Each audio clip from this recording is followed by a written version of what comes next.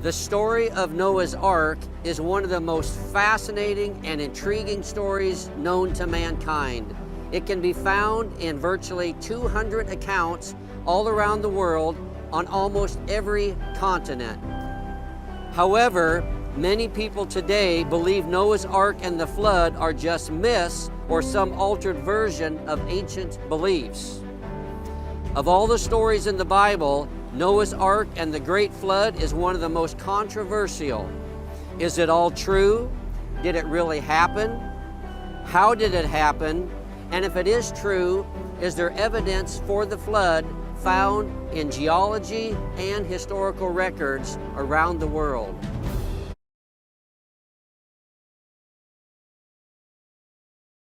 The second thing they're ignorant of is the flood. It says the world that then was, being overflowed with water, perished. This world was destroyed by a flood, totally annihilated. Many people will ask, what about the ancient accounts of a flood, such as the Epic of Gilgamesh?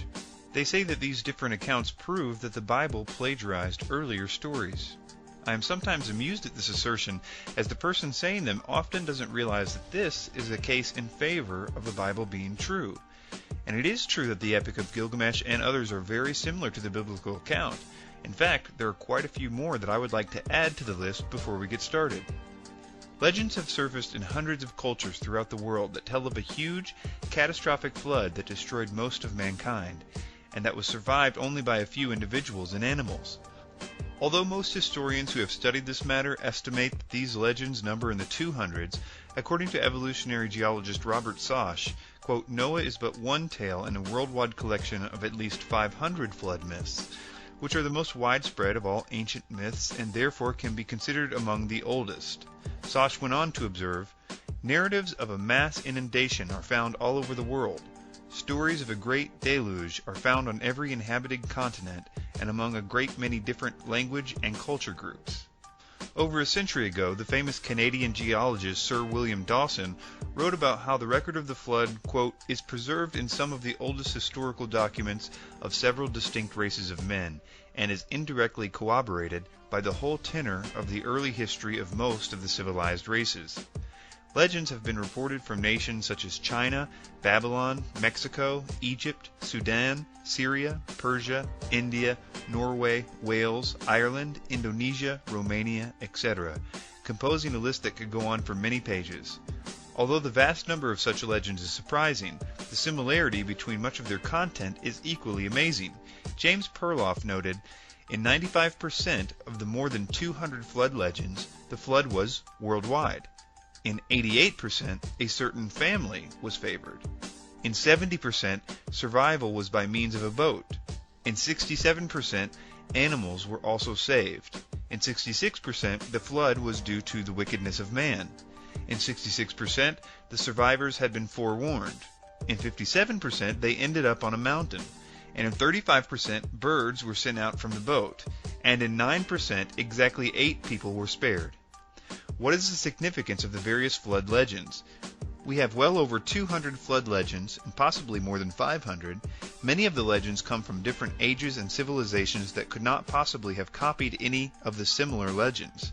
The legends were recorded long before any missionaries arrived to relate them to the Genesis account of Noah, and almost all civilizations have some sort of flood legend. The conclusion to be drawn from such facts is that in the distant past, there was a colossal flood that forever affected the history of all civilizations. Those living after the flood did not have the book of Genesis to read to their descendants. Genesis was not written until several hundred years after the flood. The account of the flood was passed on from one generation to the next. Many parents and grandparents told their children and grandchildren about the huge ark, the animals, the devastating flood, long before the Genesis record ever existed. From a scholarly, literary perspective, there was no borrowing that can be demonstrated, and even the skeptics know this. Join us now as we reveal how Noah's flood lines up with brand new scientific research. Over 1,800 oil well boreholes from 4 continents have all been compiled and mapped. The newly emerging map tracks the thickness and extent of each rock type as they were laid down by the flood.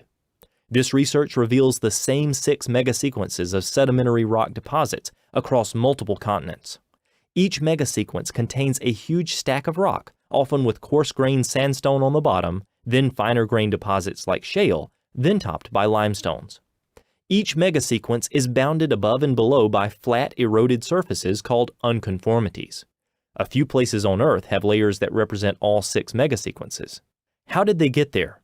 What do they say about Noah's flood? Catastrophically water-deposited sedimentary layers top most of the world's continents. Would Noah's flood bring lots of water and lots of mud? Geologists agree on the 6 megasequences, but they differ on the timescale in which they happened. If they took millions of years, then they have little to do with the flood, but if they were all deposited rapidly and recently, then the flood should come to mind. Many also question when a larger landmass, such as a Pangaea-like supercontinent, broke into continents that moved to their current configuration. For the first time ever, new megasequence maps allow us to see how the flood shaped our entire planet, just like the Bible said, including reconfiguring the continents. God instructed Noah to make an ark, a word that means box or chest, to specific dimensions, materials, and construction. And Noah did according unto all that the Lord commanded him. And Noah and his family entered the ark along with 2 of every basic kind of land-dwelling, air-breathing animal with nostrils. These add up to about 5,000 pairs of animal kinds needed to reproduce all the variety in animal life we have today. Then, in the 600th year of Noah's life, in the 2nd month, the 17th day of the month, the same day were all the fountains of the great deep broken up, and the windows of heaven were opened.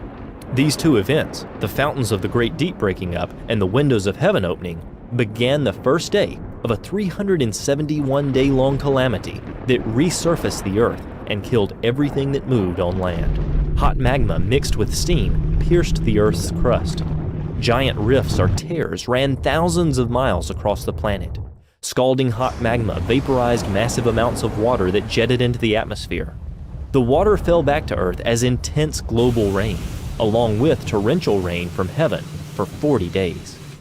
Worldwide catastrophic rifting caused massive mud-filled tsunamis to speed across deep ocean floors, then onto shallow ocean floors, killing everything in their path. The first megasequence wipes out mostly shallow marine habitats. The bursting fountains of the great deep spew out megatons of magma and carbon dioxide. Sure enough, the first megasequence rocks show a spike in volcanic activity and massive amounts of carbon dioxide. During these first 40 days, intense water currents overtopped most of the flooded continents. Water-laden sediment travels at highway speeds. Thick sediment blankets start covering low regions of the continent. Fossils show that the first 3 megasequences buried the shallow seas that were filled with marine life, as these deposits have almost no trees or land animals. All 3 megasequences covered similar environments across North and South America and Africa, the 3 continents mapped so far. One global cause, Noah's flood, best explains this one worldwide effect. Then by the 40th day of the flood, the Absaroka megasequence began hitting. The maps show that this is when things got much worse. Something shoves the water over the tops of even the high lands from that ancient world. The newly forming ocean floor offshore is so hot that it starts very thick, pushing up the ocean waters from beneath. Sea level rises dramatically. Molten magma rises and fills the widening gaps, pushing the mid-ocean ridges wider. The hot ocean floor shoves against the continents, then slides beneath them like giant conveyor belts, deep beneath the earth in some places. Rather than the conventional model that has the seafloors spreading slowly, this runaway subduction actually happened quickly, moving at about 5 miles per hour, due to the heat caused by the friction and pressure of the rapidly subducting plates. As the diving ocean plates subduct under the land, they push down the continental edges and then release them, creating tsunami cycles that blanket the continents, just how tsunamis happen today, only more intense and frequent.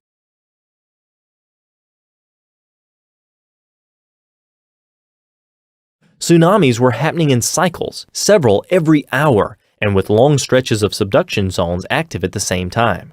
The incoming phase of a tsunami has a much higher speed and is highly turbulent, which keeps the sediment in suspension, but it leaves behind layers of sediment as it slows down in the retreating phase. This cycle repeats several times every hour during the 150-day inundation stage of the flood, first entombing the shallow marine life, followed by land creatures in different habitats and elevations, leaving behind what we see today in the fossil record. These types of tsunamis have even occurred in recent history, such as the tsunami caused by slipping ocean plates that hit the coast of Washington in 1700 and left behind multiple layers representing each wave of the tsunami. Recent seismic technology actually allows us to investigate whether this type of rapid subduction occurred. Sure enough, these scans reveal a ring of unexpectedly cold rock at the bottom of the mantle, beneath the subduction zones that surround the Pacific Ocean. The severity and elevation of this stage of the flood is why the first land creatures and plants start showing up in the fossil record laid down by the Absaroka megasequence. Entire ecosystems are buried in enormous deposits that later turn into coal, such as the extensive Appalachian coal beds. In fact, the U.S. has over 7 trillion tons of coal reserves. Where did it all come from? While we know that coal is formed by dead plant material being sandwiched between sediment layers, we only have enough vegetation on the Earth's surface today to produce just a fraction of the existing coal reserves. This shows that the pre-flood world was mostly covered by lush vegetation. The rising floodwaters and tsunamis that were necessary to sweep over the land and bury vast amounts of vegetation that turned into coal are best explained by a catastrophe of worldwide proportions. The fact that over a dozen states in the U.S. are filled with dinosaur fossils buried under heaps of mud also attests to the flood. In fact, geologists have found a temporarily exposed dinosaur peninsula where the dinosaurs made their last stand, now buried there along with lake and sea life transported by the massive waves. The earlier flood deposits, the first 3 megasequences, do not seem to have deposited much material over this dinosaur peninsula. Only a few hundred yards of sediment remain along the margins, and in many places, no deposition is left at all. Deposits thousands of feet thick occur east and west of this temporarily exposed peninsula that extends from Minnesota to New Mexico. Now buried across it are pre-flood wetland plants and animals, including dinosaurs, turtles, frogs, fish, and many birds. Thousands of dinosaur trackways up and down this peninsula, plus similar temporarily exposed low areas on other continents, suggest that dying dinosaurs and other hardy track makers floated, waded, and walked on freshly deposited mud trying to find safe ground. Next, the massive Zuni megasequence hits. The Absaroka and Zuni megasequences are the most severe because the continental plates began to move more quickly from the original Pangaea-like supercontinent configuration to where they are today. With oceanic rifting and plate subduction increasing dramatically and the continents traveling apart quickly, the tsunami-like waves began washing across western North America while virtually no sedimentation is occurring in the east. When coming up over the Dinosaur Peninsula, the Zuni catastrophically buries dinosaurs in the Morrison Formation, a 13-state area encompassing over 700,000 square miles. This Jurassic unit includes at least 141 massive dinosaur boneyards where dinosaurs like Camarasaurus, Diplodocus, Apatosaurus, Stegosaurus, and Allosaurus are found. The Cretaceous layers, like the Hill Creek Formation, are found on top of the Jurassic and hold hundreds of mass boneyards containing several different types of dinosaurs, such as T-Rex, Triceratops, Centrosaurus, and Edmontosaurus that had been living in a different ecosystem, also buried by the Zuni. The Zuni was so massive and fast that it engulfed entire regions with mud flow, burying giant creatures like this T-Rex under 50 feet of muddy sediment, entombed so quickly that preserved blood cells, blood vessels, and bone cells were found just recently. How much water does it take to pile 50 feet of mud on top of a dinosaur? The Dinosaur National Monument in Utah contains thousands of visible bones from 11 kinds of dinosaurs that were buried in a jumbled mass in the Morrison Formation, together with crocodiles, turtles, lizards, frogs, and clams. What type of event would it take to bury all these different land animals with millions of clams? When the Dinosaur Peninsula floods over completely, large herds of dinosaurs are entombed in massive fossil graveyards in the Upper Cretaceous system found in northern Wyoming, Montana, and Alberta, Canada. The dinosaurs had tried to escape by fleeing northward up the peninsula as waters advanced from the south. This explains this massive graveyard in northern Montana that's over 1.2 miles long and contains 30 million fossil fragments, representing over 10,000 adult Maiasaura that were simultaneously buried. In this entire collection of bones, not a single baby was found. Every one of these 10,000 Maiasaura was between 9 and 23 feet long. Does this seem like the adult dinosaurs were stampeding away from the raging floodwaters, with 100% of their young falling behind and being engulfed in a different part of the peninsula? Just 170 miles northeast of this location is one of the largest dinosaur graveyards in the world, one that even secular scientists admit was caused by a watery catastrophe. Here, thousands of centrosaurs are buried in 14 mega bone beds over an entire square mile, which is nearly 500 football fields. Looks like a massive herd of these creatures, thousands of them, were simultaneously buried in mud by Noah's flood. Just 45 miles west from this location is yet another massive flood deposit, and this one even has 49 different species of dinosaurs buried along with turtles, crocodiles, fish, flying reptiles, birds, and small mammals. What type of disaster could bury nearly 50 species of dinosaurs and many other types of animals, including marine life, together in mass graves?